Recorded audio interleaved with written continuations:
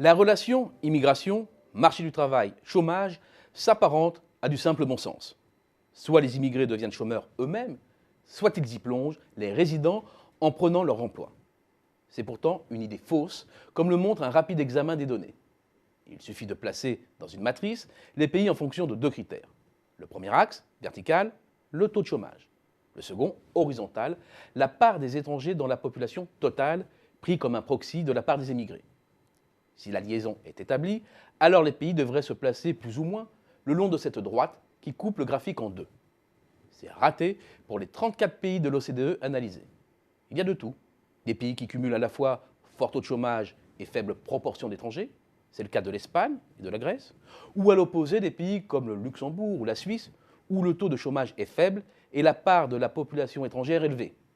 On s'aperçoit aussi qu'aucun pays ne se situe dans le coin supérieur droit du graphique. C'est-à-dire qu'aucun pays ne cumule à la fois fort taux de chômage et forte proportion d'immigrés. Au contraire, si on trace la droite de régression, la pente est décroissante, ce qui suggère qu'une plus forte proportion d'immigrés est, en moyenne, associée à un plus faible taux de chômage. Mais la liaison n'est statistiquement pas significative. Autrement dit, il est impossible d'établir un rapport de causalité entre immigration et taux de chômage. On peut toujours contester cette analyse, car elle compare des pays très différents. Pour plus de pertinence, il faudrait donc analyser le lien entre la variation du taux de chômage et celle de la part des immigrés pour gommer les différences structurelles. Cela ne change pas grand-chose. La pente de la courbe est certes très légèrement croissante, mais une fois de plus, le lien n'est statistiquement pas significatif. Surtout, toujours aucun pays dans le coin supérieur droit. Décidément, que ce soit en niveau ou en variation, il n'est toujours pas possible d'établir un lien entre explosion de l'immigration et flambée du chômage. On peut encore aller plus loin et affiner l'analyse pour éliminer d'autres biais.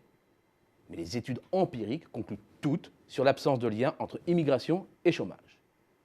Alors, pourquoi ce décalage par rapport à l'opinion commune ? 1. Une vision malthusienne du marché du travail. Un marché du travail assimilé à un jeu de chaises musicales à somme nulle.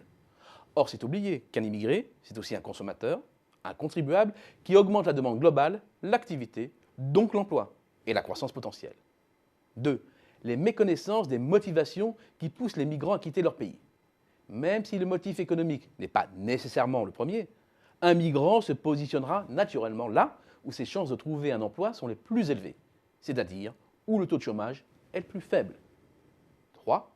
Une mauvaise analyse des écarts des taux de chômage entre nationaux et immigrés, structurellement supérieurs.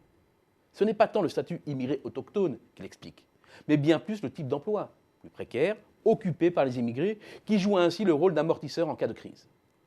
Le lien entre immigration et chômage est non seulement une idée fausse, mais c'est aussi un raisonnement paresseux.